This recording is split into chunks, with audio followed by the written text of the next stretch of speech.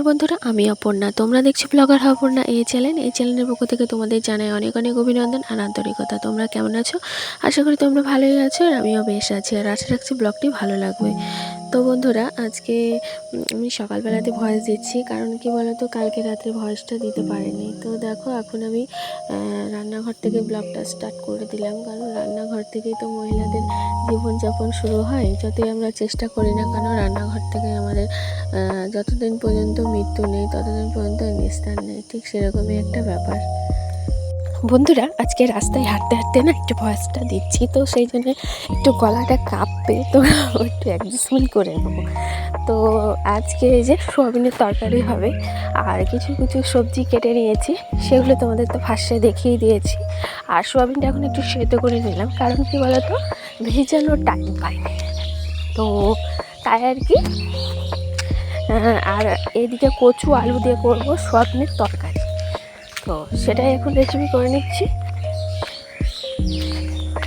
আর দুদিকে রান্না বসিয়ে দিয়েছি, কারণ প্রচণ্ড লেট হয়ে যাবে, তো সেই জন্যে দুইদিকে রান্না বসিয়েতে দিলাম। দিয়ে এই যে এখন আদা একটু গ্রেট করে দিয়েছি। গ্রেটারটা যেন তো বস্তার মধ্যে ভরে রেখেছি, দিয়ে এত অসুবিধা হচ্ছে, সেইসব ডামার দিয়ে বারবার চেষ্টা হচ্ছে। হাম্বল দিতে তো বস্তার মধ্যে ভরা, তো আর কিছুদিন ওয়েট, আর কিছুদিন পর বার করে নেব ঘরটা ক্লিন করে একদম। তাহলে আমাকে কি বলতো, ওইগুলো আর পরিষ্কার করে ধুতে হবে না, কারণ ধুয়ে পরিষ্কার করে তো বস্তার মধ্যে রেখে দিয়েছি। বস্তা একদম ভালো করে প্যাক করে রেখেছি, যাতে আমাকে পুনরায় না খাটতে হয়। তো তাই আর কি, নিজের একটু সুবিধা বলতে পারো। একটু নিজের স্বার্থ না বুঝে কাজ করলে হয়, তাহলে আমাদেরকে না বেশি ব্যাগার খাটতে হয়। তো সেই জন্যে বলতে পারো একটু খাটুনিটা কমানোর চেষ্টা। আর এদিকে দেখো, সোয়াবিনের তরকারিটা একদম রেডি, ডান। আর সোয়াবিনের তরকারির পরে এখন একটু পটল ভাজা করে নিলাম। এই যে পটল ভাজা করছি, নুন হলুদ দিয়ে ভেজে নিলাম, তারপরে এই যে কাঁকরোলটা ভেজে নেব। তো এই ছিল আজকের মেনু। তারপরে আর বন্ধুরা রান্নাবান্নাতে আসেনি, বাকি কাজগুলো শেয়ার করেছি। আর কি ব্ল্যান্ডার হয়েছে জানো, 2 দিন ধরে কারেন্ট নেই। ভাবতে পারছো, লোকের বাড়িতে চার্জ দিয়ে আসতে হচ্ছে, এরকম একটা অবস্থা পরিস্থিতি। তো কি করব, চার্জ যদি না দিতে যাই তাহলে ভিডিও তোমাদের সঙ্গে শেয়ার করতে পারবো না। তো তাই আর কি। আর এই যে দেখো, তোমাদের সুইচটা অন করে এবার আমি দেখাচ্ছি আমার ঘরের অবস্থা, আর কারেন্ট নেই। তো এই যে এখন বালিশগুলো একটু রোদে দিয়েছি, রোদ হয়েছে বলে, কিন্তু ওই যে কারেন্ট নেই, এই সমস্যা তো আর মিটবে না। আর এদিকে দেখো, জামা কাপড়গুলো সব কতগুলো কাচা ধোয়া করেছিলাম এর আগে, 2-3 দিন ধরে ঘরের মধ্যে মেলা ছিল। আবার আজকেও কিছু কাচা ধোয়া করেছি, সেগুলো ছাদে মেলেছি। আর এদিকে এখন আমি গ্যাস ওভেনটা মুছে নিচ্ছি। গ্যাস ওভেনটা মুছে এই যে কৌটোগুলো একটু মুছে নিচ্ছি।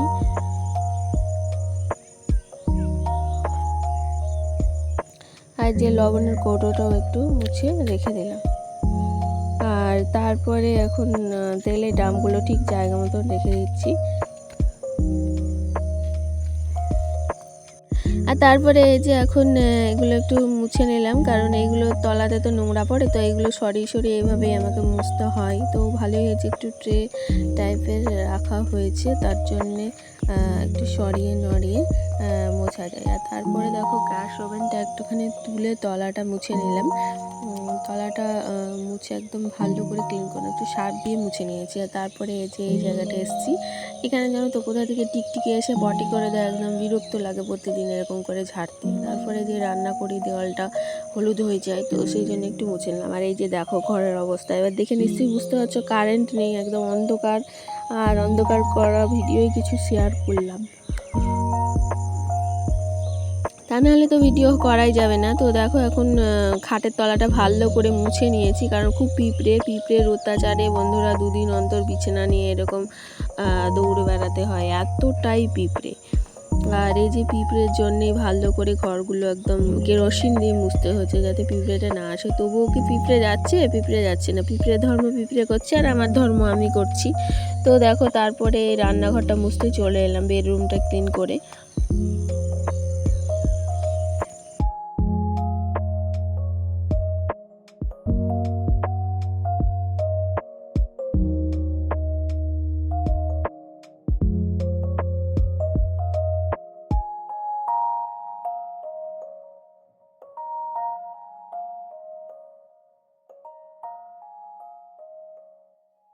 আর তারপরে স্নান ধান করে যে খাওয়া দাওয়া করতে চলে এসেছি। তার আগে অবশ্যই ভিডিও টাইটেল থাম্বনেল এগুলো সেট করেছি, আর সেট করে তারপরে যে খাওয়া দাওয়া করছি। এই যে মেনুগুলো দেখিয়ে দিলাম। আজকে একদম সিম্পল মেনু, সোয়াবিনের তরকারি আর কাঁকরোল ভাজা। তারপরে এই যে দুপুরবেলাতে বিছানার চাদর টাদর সব শুকিয়ে গেছে, তো এখন এগুলো পেতে নিচ্ছি, কারণ একটু তাড়াহুড়া আছে, ডাক্তার দেখাতে যাবো, তো সেই জন্যে একটু তাড়াহুড়ো করে বিছানার চাদরটা পেতে নিচ্ছি।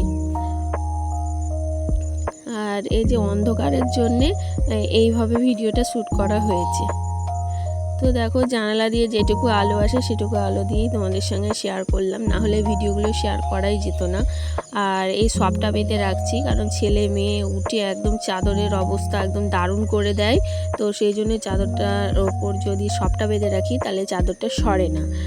আর তারপরে যে বালিশগুলো এখন ঘরে রেখে দেবো, আর এই যে এতগুলো জামা কাপড় এগুলো ভাঁজ করতে হবে। তো দেখো, এগুলো ঘরে নিয়ে যাচ্ছি, বালিশগুলো একটু ডেকোরেট করে রেখে দিই, তারপরে এখন জামা কাপড়গুলো ভাঁজ করবো। আর একটা বালিশ কি বলে তো, আমার ছেলে ঘুমাচ্ছে, তো দুপুরবেলায় ওই ঘরে ঘুমাই। আর এই যে এখন 3টে বালিশই এখন গুছিয়ে তাই রাখবো। আবার ছেলেকে ঘুম থেকে তোলার ব্যাপার আছে, খাওয়ানোর ব্যাপার আছে, তারপর নিজে রেডি হওয়া, ছেলেকে রেডি করা, তারপরে দুপুরের বাসন ধোয়া হয়নি সেগুলো ধোয়ার ব্যাপার আছে, তারপরে ডাক্তার দেখানো যাওয়া। মানে তাড়াহুড়োর মধ্যে একটু আছি বলতে পারো। আর এই যে এতগুলো জামা কাপড় এখন ভাঁজ করব, ভাঁজ না করলে এদিক ওদিকে লটাপটি খাবে, তো সেই জন্য ভাঁজ করে রেখেই যাব। আর চাদরটাও ভাঁজ করে রাখলাম। তারপরে এই যে বিছানার চাদরগুলো ভাঁজ করে নিচ্ছি। তো আজকে তাড়াহুড়োর মধ্যে একটু ভয়েস দিচ্ছি, জানি না আজকে ভিডিওটা তোমাদের সঙ্গে কাউন্ট করতে পারবো কি না, কালকে রাত্রে ভয়েস দিতে পারিনি। তো দেখো, এখন বালিশের ওয়ারগুলো সব কটা ভাঁজ করে নিচ্ছি।